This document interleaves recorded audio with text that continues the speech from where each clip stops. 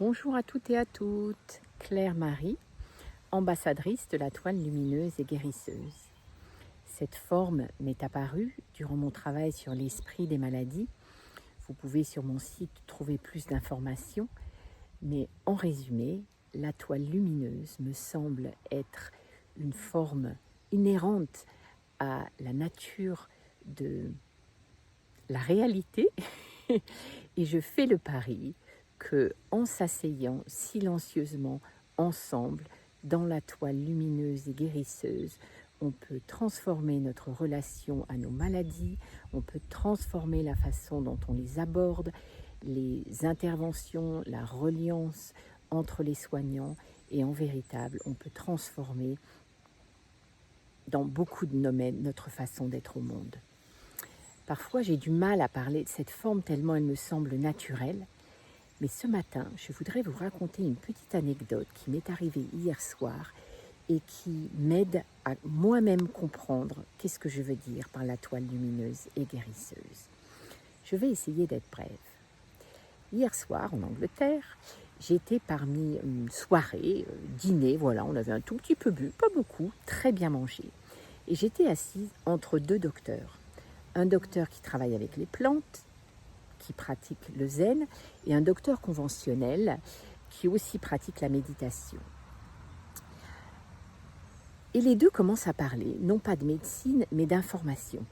On parle du fait qu'en Angleterre, le gouvernement veut instaurer la carte d'identité.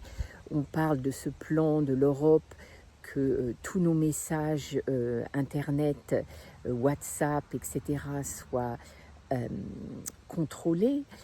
Et le docteur à ma droite, qu'on appellera Georges, est un monsieur qui a 80 ans. Et le docteur conventionnel, il dit « Moi, je ne vois pas le problème. Vous pouvez imaginer quel serait le monde si l'information n'était pas contrôlée et pouvait être partagée. » Et l'autre, mon docteur à la droite, qu'on appellera André pour la petite histoire, lui, il défendait nos libertés individuelles en disant « Moi, je ne veux pas vivre dans un pays où l'État peut accéder à ma vie privée. » Et la conversation continue pendant une dizaine, 15, 20 minutes. Et ce qui est extraordinaire, c'est que le monsieur à ma droite, Georges, à aucun moment n'a fini par dire « Ben oui, je comprends ce que tu veux dire, André, c'est vrai, nos libertés individuelles, elles doivent être protégées, c'est normal que tu aies envie de pouvoir avoir une vie privée. » Ce docteur, Georges, avait une sorte d'innocence qu'il me semblait déployer dans sa vision du monde. Et cette innocence, j'ai même pas envie d'employer le mot innocence, il était relié à quelque chose de différent, de plus grand. Il était hors de la dualité. Et ce qui était fascinant, c'est qu'à aucun moment il a dit « Ben oui, je parle de ça, mais finalement je vous comprends. » Et quand la soirée était finie, je me suis souvenu que cet homme, Georges, il y a 40 ans, a guéri miraculeusement d'un cancer de l'océphage. On lui donnait 3 mois et il a survécu. Tout d'un coup, le cancer a disparu. Et c'est un homme qui n'a pas du tout fait d'histoire sur cette guérison miraculeuse, il en parle très peu, etc. Je me suis dit, peut-être que son ouverture d'esprit, sa capacité à ressentir la vie autrement et à ne pas quelque part prendre en compte la dualité et le besoin de l'individualité, a été au cœur de sa guérison miraculeuse. Je suis en train de lire un livre sur les guérisons miraculeuses à Lourdes, et jusqu'ici, le livre ne s'est pas posé la question d'observer quels sont les dénominateurs communs des gens à qui arrive un miracle. Est-ce que ça ne serait pas ça? Cette ouverture, est-ce qu'on peut peut-être décrire comme une sorte d'innocence? Je ne sais pas. Et puis je vais me coucher, et au milieu de la nuit, je me réveille et je me dis « Ah là là, c'est ça la toile, en vérité. Pour moi, c'est ça la toile. C'est l'idée que si on entre ensemble dans le silence, en partageant une expérience, on peut, grâce au fait qu'on est ensemble, atteindre cet état d'innocence ou de vérité première qui peut transformer le monde et peut-être même la matière.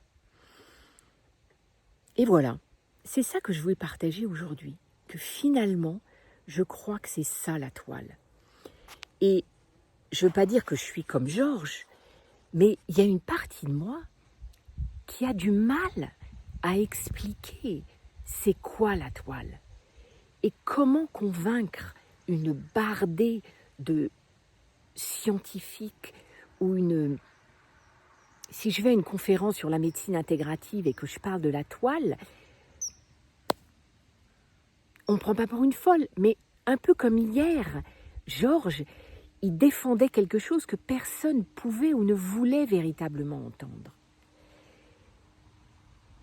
Et voilà, je pose ça, je sais qu'il faut continuer à être dans cet état, dans cette vision que la toile lumineuse et guérisseuse, c'est exactement ce qui se passe dans le cœur de Georges quand il dit « Le monde serait différent si l'information n'était pas contrôlée ».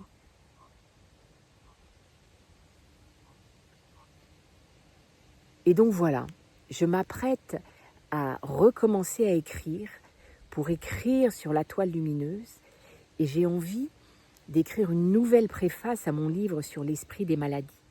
Et j'espère que Très Daniel va être d'accord pour le republier en l'appelant la toile lumineuse et guérisseuse, avec une nouvelle préface pour que du coup l'expérience de rentrer dans mon livre soit une façon de rentrer dans cette innocence où la dualité de la pensée rationnelle soutient l'intention mais ne devient plus la prison de notre expérience. Voilà. Je vous présente mes choux qui sont tellement beaux.